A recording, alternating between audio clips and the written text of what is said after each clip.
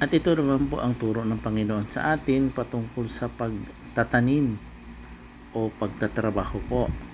Sabi niya po sa Leviticus 25 verse 3, 6 years thou shalt sow thy field, and 6 years thou shalt prune thy vineyard, and gather in the fruit thereof. Yan, 6 na taon hahasikan mo ang iyong bukid, at 6 na taong kakapunin mo ang iyong ubasan, at titipunin mo ang bunga ng mga iyan.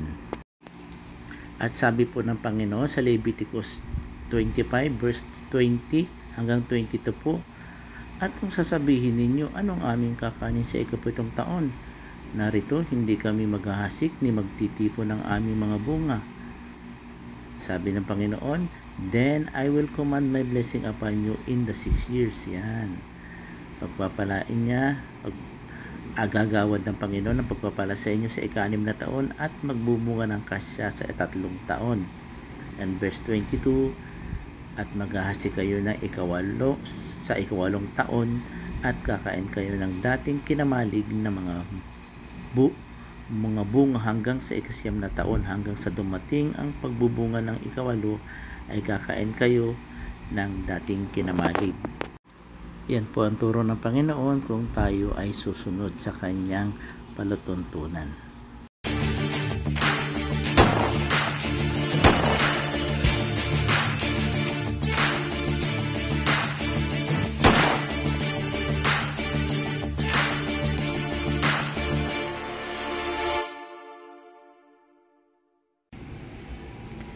Ayan po mga ka-hunters, balikan na po natin yung ating tatalakayin ng mga coins, mga error po or mga semi hard to find.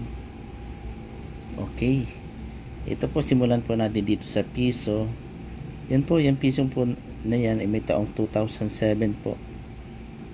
Ito po ay naituturing na semi hard to find. Dahil 1 po ang reverse po nito. At kung makakita po kayo ng die 2, ang die 2 po medyo maliit po yung sun po. Yan yung sun, medyo maliit po siya.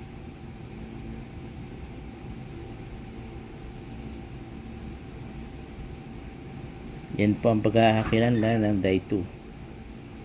Okay.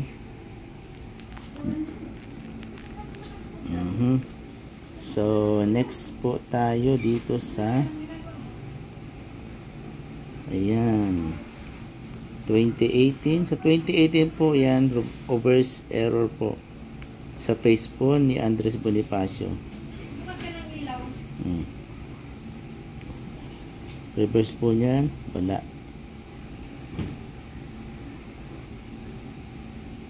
Yan po, paano po nando up. Yan. Kaya kung makikita nyo po yung mata niya, double strike po. Dalawang image po.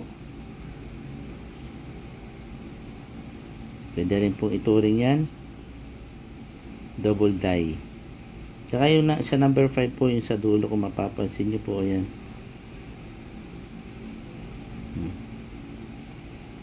May taong 2018 po.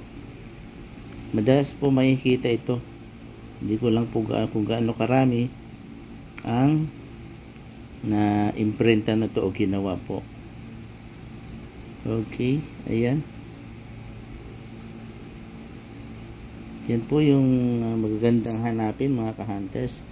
At ito po, hindi ko akalain na makakita pa po ako ng 1995 na 5 piso. Ayan po, 1995, 5 piso po. Ayos pa yung condition niya. May guhit lang po yan, sa may ulo. Sabay sa sobrang tagal na po.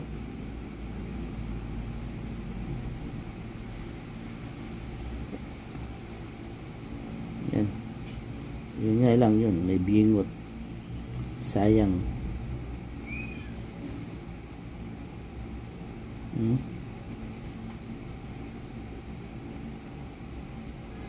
Year 20 o 1995. Ito po ay non-magnetic mga ka-hunters, non-magnetic po ito.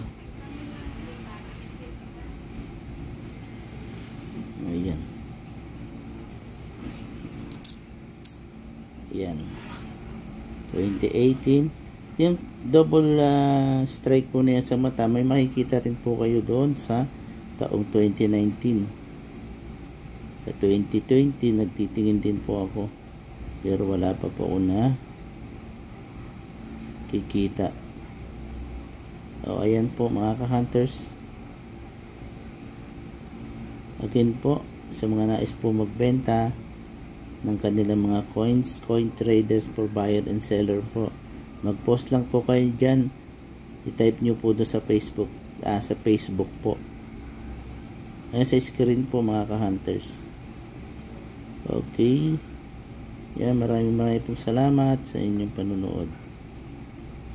Bye bye po. God bless.